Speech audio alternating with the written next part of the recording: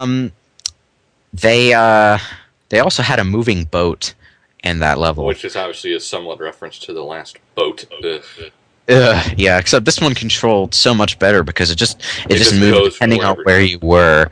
Yeah, I had absolutely no problems with this boat, as opposed to the ones in Sunshine, which are That control like terrible ass. because you have to control them by spraying water in different directions. It's like, oh, Corona Mountain, how I hate thee. The Yeah, I found that, and it was also one of the much like the Sunshine levels. It was just one big open beach level, you know. It was bland, but at least there weren't 20 other water levels in this game like Galaxy 1. Uh, well, it wasn't that bland, but it wasn't that interesting either. I mean, it's a beach level. What can I say? It's a beach level, and it had you doing very Sunshine-like missions, didn't it? Yeah. Yeah. What was the first mission in that galaxy? I That's forget. the Silver Stars with Yoshi. Oh, just the silver stars with Yoshi. Yeah, run around in a big open sandbox collecting things. Oh, what was the second level? Go to Push the a top of a switch. tower, get a Push a flip a switch. switch. Then get this power up. Use a boat to take it where you need to take it, and then Just jump up. get to the top of this other tower. Yeah, that's kind of like Sunshine gameplay, isn't it? Yeah. Except you're using Yoshi and a cloud suit, which are practically FLUDD when you get right down to it. Just platforming power ups. Except people love these, even though they really have a very similar effect on the gameplay, don't they? Yeah, Essentially, yes. which goes to show kind of how superficial people can be about that kind of stuff. It's like Mario has a water tank on his back. That's bad, but when he's riding Yoshi, that's good. I don't Because get it's it. Yoshi. It's nostalgic and everything. Well, Well, the strap. only real nostalgia they did with Yoshi was Yoshi Falls, making it look like Mario World and then playing the Mario World theme. Yeah, I actually kind of like that. Were there any other Super Mario World themes remixed in this Oh, game? the Ghost House. Oh, that was in there. Oh, Yeah. that's cool. And the Ghost, it's in both the Boo galaxies. How did you miss that? I've never heard it before. I just heard it remarked about before No, the game the was both released. the Boo levels are remixed of the Ghost House in Mario World. Well, I I'm actually haven't surprised the played airship theme doesn't really make an appearance. the Doom Ship theme. Yeah. Well, yeah, I actually kind of got tired of that by the end of Galaxy One, so I'm kind of glad it didn't. I do like Uh, the remix of Koopa Road, also known as the Bowser boss theme from Mario 64. Yeah, I like that too. Nice orchestrated stuff.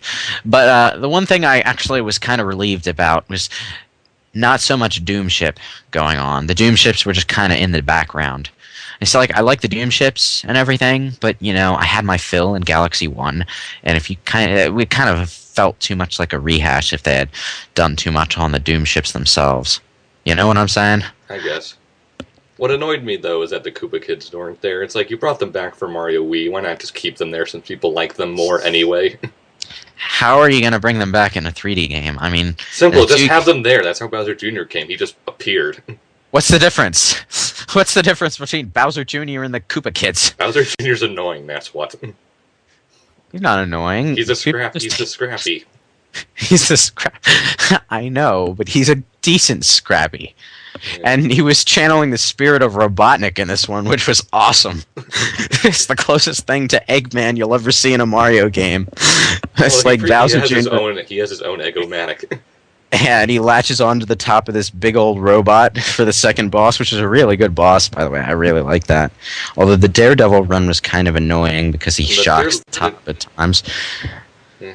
But yeah, that was probably my favorite boss in the game. Really, Bowser Jr. has earned my respect for just that boss. The Bowser battles were kind of disappointing, except for the last one.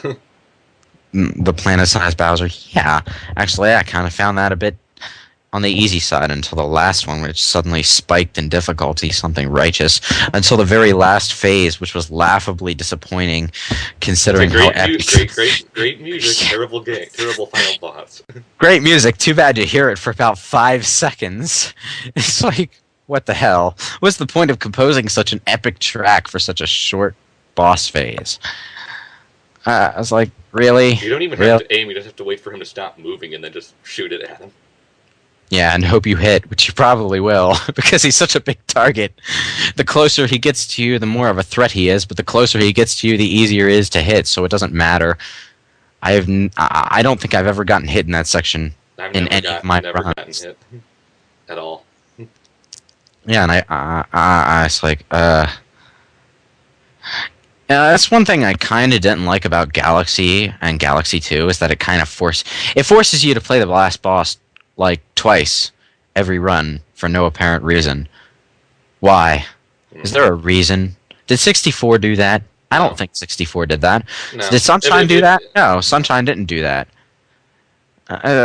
Even in Sunshine, you could just leave Corona Mountain and you could do everything and then go back to fight the damn boss. But in Galaxy 1 and Galaxy 2, you have to fight the final boss once, unlock the last few missions, and then fight Finish the missions, and then go to the finish last boss again, and then go yeah, to the other stars. and then you can then you can take on the Green Star challenge. I'm surprised they didn't make you fight the last boss a third time to get Grandmaster. yeah, or But after. do you know what annoyed me most about the Green Stars now that I remember it? How every time you went into a level, it did that stupid prankster comment appears warping noise. It's like, yes, I know that it's in every level. You don't need to keep reminding me. Let's count how many times you had to see that message just for the Green Stars. Let me see. 120 times. 120 times. Yeah, why am I saying counting? It's like 2 or 3 times per every galaxy. And how many galaxies? 48. Ugh. That's kind of annoying, isn't it? And, that was another thing about this game that kind of annoyed me was redundant messages that just made me want to say, okay, I get it. You told me 500 times. Like how many times? What was it? There was what am I thinking of? There was something else. I don't remember exactly what it is. Damn it. Do you have a particular favorite level other than Grandmaster, which may or may not be your favorite at all? Grandmaster's my favorite just because it feels like a traditional Mario level. Just pure platforming, just get to the end of the level, that sort of thing. There are a lot of missions like that. Yeah, but Grandmaster was really difficult, so. I did like the Tall Trunk slide. Because it's like Mario playing F-Zero.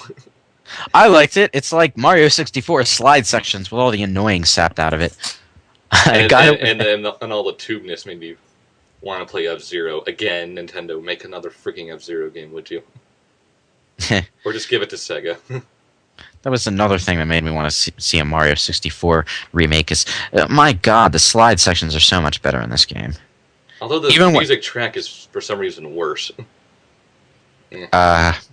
Some things just work better when synthesized. I don't know. I guess.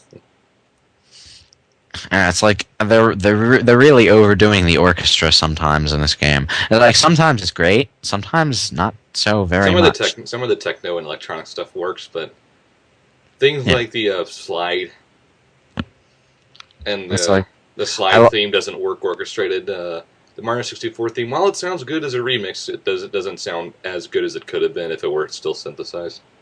Yeah, definitely. On the other hand, Koopa's Road, that I really liked orchestrated. Yeah, that was amazing. I liked the Mario World theme in Yoshi Hill Galaxy. That was a good remix.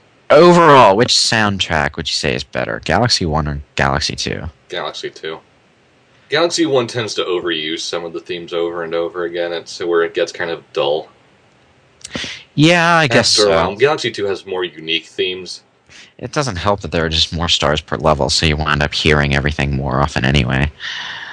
Actually, Galaxy 2, now that I think about it, it mixed up the tracks it used within the level itself as well. Like one mission you got one track, and the next mission you might get another. Slight variation of it, yeah. Yeah. What was it? You know what I also really liked? The first track in the first level, Sky Station Galaxy, really, really left an impression on me for some reason I can't put a finger on. I don't know. Because it probably sets the tone of the level really well. Yeah. And better than good at Galaxy, which that track is so utterly forgettable. I can't say I remember it very well, so I guess you're right, but I did like it while I was listening. Either way, you know. But you know that was another thing that I really liked about Galaxy 2, and this is mostly because it's kind of assuming you know how to play the game already, but it just throws you right into the action right away. Whereas It has that one Galaxy, really brief training thing at the beginning, which you can complete in 1 minute. which more like an interactive cutscene at this at that. Oh yeah,